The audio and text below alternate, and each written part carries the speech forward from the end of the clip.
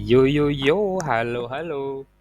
Selamat datang di Pejuang Day Trading, channel yang gua buat berdasarkan perspektif seorang day trader, di mana gua sebagai trader melakukan aktivitas trading dari di hari itu untuk dapat profit sesuai target gua di hari itu atau kena SL atau kena loss berdasarkan resiko yang sudah gue tentukan untuk hari itu. Pokoknya gue hari ini trade, gue profit berapa, loss berapa, udah close gitu. Kemudian besok gue akan nyari peluang lagi. Kalau teman-teman punya ideologi yang sama sebagai seorang day trader, join channel ini, pantengin channel kita di Telegram juga, ada di deskripsi linknya. Kemudian gue mau berterima kasih buat teman-teman yang sudah subscribe, sudah like videonya, sudah kasih komen juga gitu, dan sudah nyalain notifikasinya. Gue sangat berterima kasih. Karena dengan itu semua, ya gue tetap semangat untuk nge-share perspektif gue terkait market berdasarkan day trading gitu. Lalu, buat teman-teman yang baru dapat channel ini, jangan lupa langsung subscribe ya. Kemudian nyalain notifikasinya supaya kalau gue upload video terbaru, teman-teman tuh langsung dapat info di dashboard YouTube-nya ataupun di HP gitu. Nah, gue mau nge-review signal, bukan signal sih sebenarnya ya. Gue mau nge-review entry yang gue buka di hari Minggu kemarin, bisa dibilang selama seminggu. Gue review beberapa deh, gak salah satu aja deh, kalau nanti videonya kelamaan. Alasan kenapa gue buka posisi di situ dan profitnya kenapa di situ gitu ya. Kemudian stop lossnya gue taruhnya di mana gitu. Dan kenapa gue bisa profit dari zona itu bisa dibilang. Jadi di video ini gue akan nge-review dan ngejelasin. Kemudian teman-teman bisa belajar gimana cara gue marking zone tertentu untuk buy ataupun sell ya. Dan kalian bisa tahu nentuin stop loss sama take profitnya. Kurang lebih gitu ya. Jadi untuk plan trading yang ini ya, ini profit gue. Oke, cukup fair ya. Gue sebelum marketnya gerak, gue udah kasih potensial zone, kemudian gue kasih info gue buka posisi, kemudian gue kasih lihat juga posisi take profitnya yang sudah ke hit TP. Jadi fair ya, gue nggak ada ngada-ngada gitu. Trade gue real, trade gue juga running hari itu semua juga terprint gitu ya di channel Telegram. Jadi teman-teman yang belum join channel Telegram, silahkan dikepoin channel Telegram kita, silahkan join, linknya ada di deskripsi. Oke, langsung aja gue jelasin kenapa gue buka posisi di situ untuk dapat profit itu ya. Jadi ketika ini udah gue potong ya, ini gue udah potong nih untuk signal atau entry gue yang itu gitu ya. Gue mau jelasin tujuannya. Jadi berdasarkan cerita market gitu ya, pertama yang gue lakukan adalah gue baca struktur dari market ya. Pertama gue baca struktur dari market, bentukannya kayak apa gitu ya, bentukannya kayak apa, arahnya kemana gitu. Ini gue tanpa bantuan indikator ya, karena gue sudah cukup sering melihat struktur chart. Jadi kasarannya gue boleh sombong gitu ya, kalau gue nggak perlu bantuan indikator untuk nentuin entry zone gue gitu. Wah, jadi Om Piki udah lama? Enggak lama. Gua karena tiap malam aja sih gitu. Jadi gue udah tahu gitu bahwa ini adalah struktur yang harus gue baca. Jadi gue nggak perlu ngelihat keseluruhan cerita di chart gitu ya. Gue nggak perlu ngelihat keseluruhan cerita di chart. Karena gue akan turun ke time frame yang lebih kecil gitu ya. Gue akan turun ke time frame yang lebih kecil untuk memastikan bahwa memang entry gue itu mendukung gitu, didukung dengan pola yang akan dimunculin sama market. Oke, langsung aja. Pertama, setelah gua ngeliat struktur gitu ya, strukturnya itu yang mana Om? Ini loh struktur. Gua kasih lihat ya, kenapa gua bilang begitu. Kayak tadi barusan sombongnya kasarannya gitu ya. Gua udah biasa ngeliat chart. Jadi berdasarkan struktur dari market, ceritanya tuh kan dia penurunan nih gitu. Swing ujung sebelah sini dimakan sama swing yang ini. Kemudian dia bikin kenaikan mau bullish kasarannya, nggak kuat, dia berhenti di sini dan dia malah makan gitu, bikin swing penurunan yang makan sebelah sini. Jadi kalau dibikin cerita, Ini kan berarti swing sebelah ini patah, ya kan? Kemudian swing yang sebelah sini patah, ya. Swing yang sebelah sini patah nih. Jadi udah dua swing yang dimakan nih, dua swing yang dimakan dan patah gitu. Artinya seharusnya gue akan cari buka posisi sell gitu kan. Tapi pada hari itu ketika gue buka trade di situ, gue melihat nih, setelah gue ngelihat ini, kok ada candle bullish gitu ya. Candle bullish yang mana om? Ini candle bullish. Kok ada candle bullish dengan power candle yang cukup besar menurut gue gitu. Gue zoom lagi ya, gue bilang kenapa power candlenya cukup besar? Karena ini arah panah deh. Candle yang merah ini dimakan oleh candle hijau bullish yang ini. Gua ngarepnya gitu ya, gua ngarepnya kalau misalnya memang polanya mau diterusin, oke lah dia rejection gitu, ternyata benar gitu. Kalau memang polanya mau diterusin nih atas bullish yang ini, maka dia akan bikin kenaikan gitu, naik ke atas. Minimal dia akan take out yang ini, swing yang ini untuk dia beneran jadi bullish.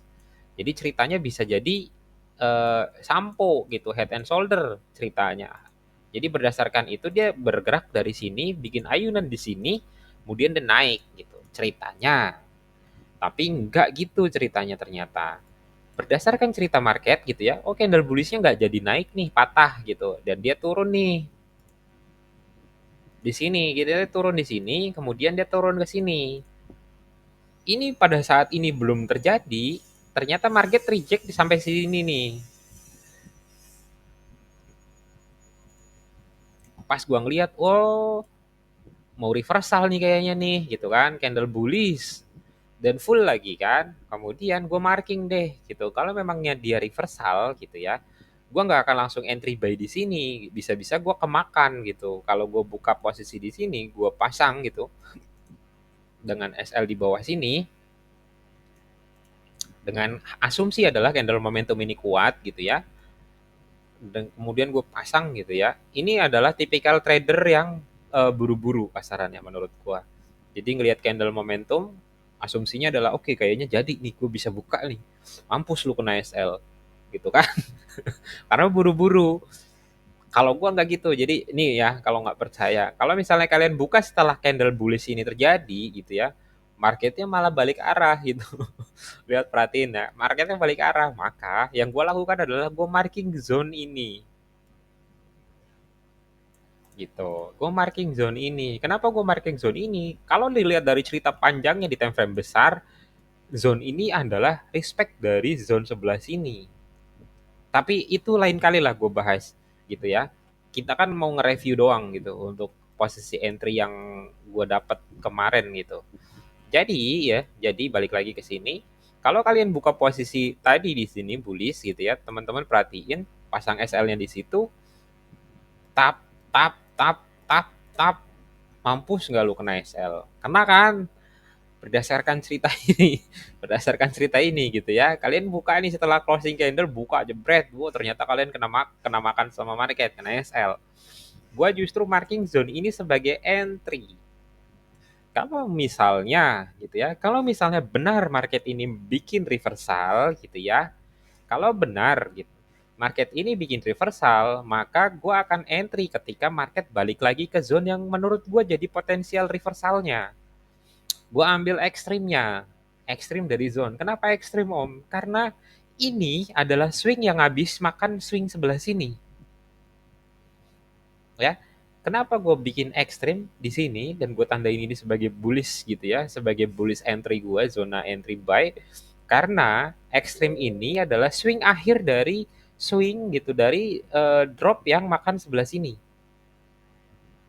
Diulang ya, kenapa gue pasang extreme zone di sini gitu ya, extreme zone untuk ngebuy di sini ya, karena extreme zone ini adalah swing yang makan dari swing sebelah sini. Kalau misalnya benar ini jadi reversal didukung dengan candle bullish ini, maka zone extreme ini yang jadi potensial untuk gue masuk. Kemudian gue bikinlah entry di 2355 sesuai dengan plan gue. Ya, 2355 gue pasang buy. Jebret gitu. Gue pasang buy, 2355. Kemudian take profit gue adalah 2360. SL-nya di berapa ya SL-nya ya tadi ya?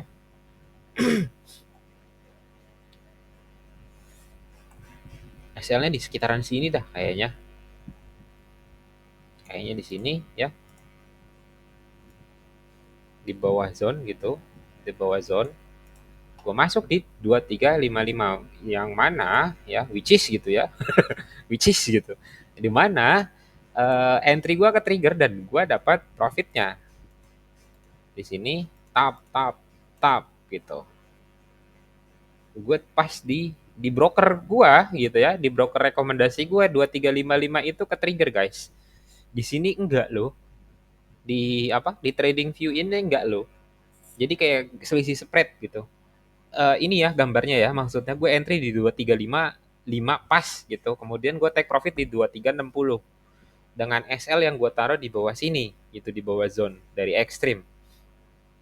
Ternyata di trading view ini nggak trigger ya, di trading view ini nggak trigger, tapi di broker yang gue pilih atau broker yang rekomendasi gue itu ke trigger dan gue take profit 2360. Dan perhatiin teman-teman ya, setelah kita dapat take profit dia terus pelan-pelan turun. Kenapa turun om? Ya ini ya, kenapa dia turun om? Karena swing ini dan struktur dari cerita marketnya ini turun. Jadi jangan ngambil bullish yang gimana jauh gitu, karena kalian ngambil entry berlawanan dari keinginan market yang besar gitu. Nggak boleh. Take profitnya itu harus dibatasi. Kalau misalnya kalian adalah trader yang ngambil reversal gitu, berlawanan dengan tren. Dan kalian bisa perhatiin juga ini ya. Ini kan SL nih. Kasihan banget ya yang entry di sini. Kita kan di sini nih, tapi sayangnya di trading view nggak ke trigger nih, selisih spread gitu ya. Perhatiin ya ceritanya di sini. Setelah dia naik sampai sini gitu ya, dia pause dan dia breakout. Dia pause dan dia breakout gitu loh. Dan dia setelah dia naik ke sini, dia pause di sini dan dia breakout ke bawah. Lihat penerusannya. Dia terus turun ke bawah. Coba kalian ngebuy. Pusing nggak kena SL terus? Apa namanya, gue deposit sekian hilang, gue deposit sekian hilang. Jadi saran gue sebagai sesama day trader gitu ya, pastikan entry kalian itu berdasarkan alasan yang cukup jelas dan mas bisa dibilang cukup bisa diceritakan gitu. Kenapa gue buka posisi buy di sini? Kenapa gue bisa buka posisi sell di sini gitu ya. Jadi teman-teman tuh bisa recall langsung gitu. Oh, gue TP karena ini, gue TP karena ini, kemudian gue kena SL karena ini. Jadi bukan karena wah bullish nih gue buy gitu. Ya syukurin dah, makan tuh SL gitu ya. Kalau di sini ya ceritanya, makan tuh SL kalian gitu.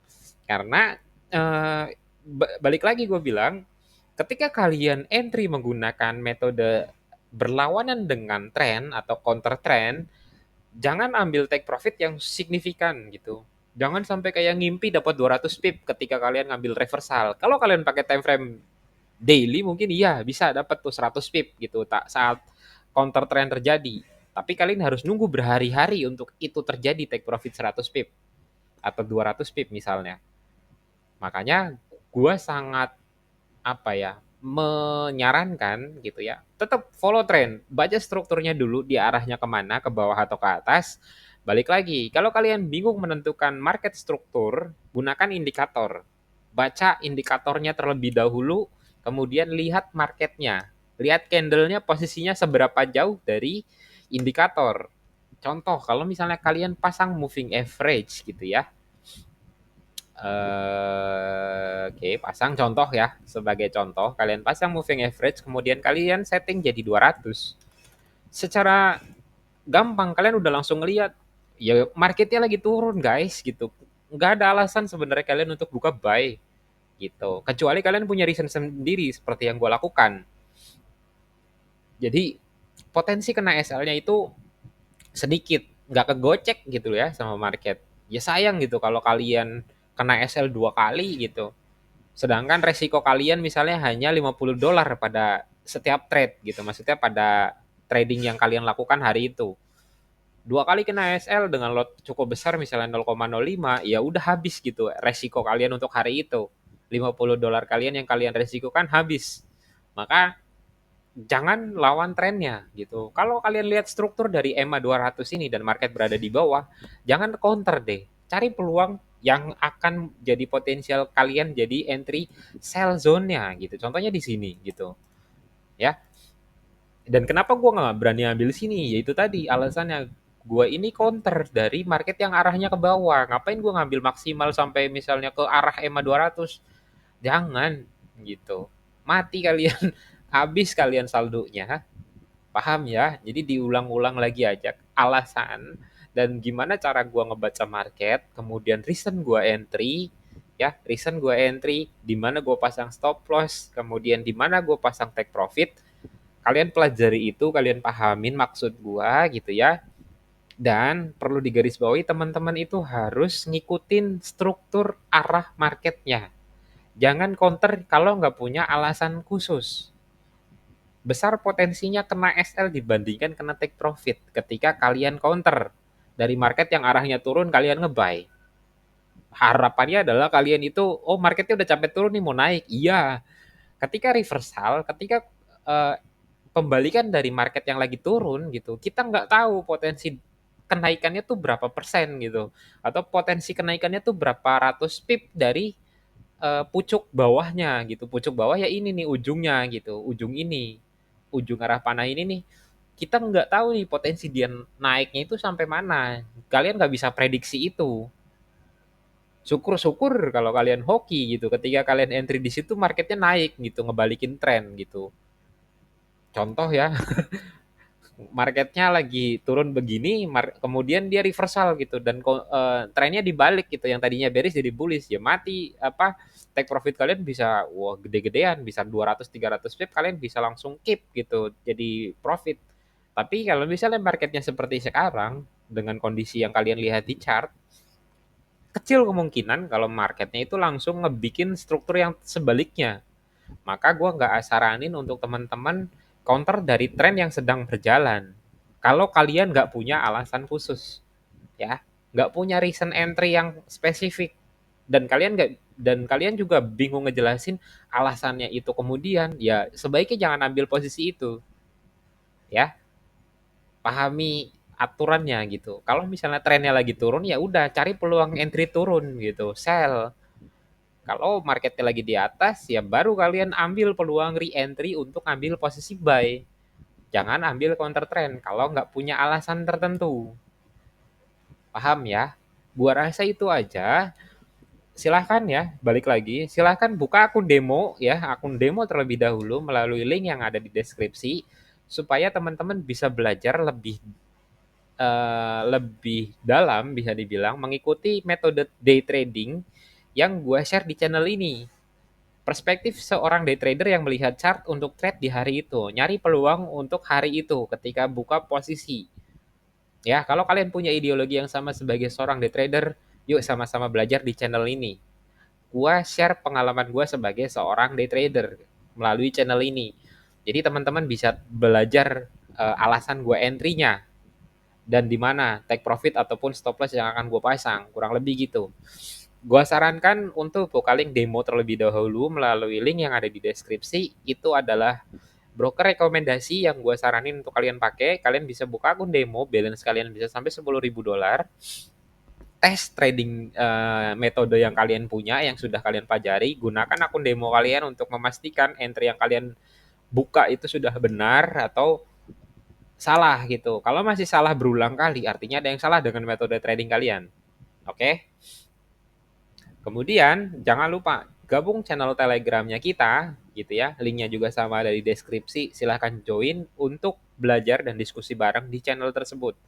Dan gue ulangin lagi, gue tidak post signal di channel Telegram. Gue hanya nge-share trading posisi yang gue buka pada saat gue trading. Gue buka sell, gue share postingannya, gue sell gitu ya. Gue buka posisi buy, gue share ke Telegram gitu ya. Kalian mau ikuti atau tidak bukan suatu keharusan gitu ya. Gua rasa itu aja cukup. Terima kasih banyak. Jangan lupa ya di-subscribe, di-like, kemudian ditonton videonya sampai habis yang gue harapkan itu, tapi gue nggak maksa. Thank you.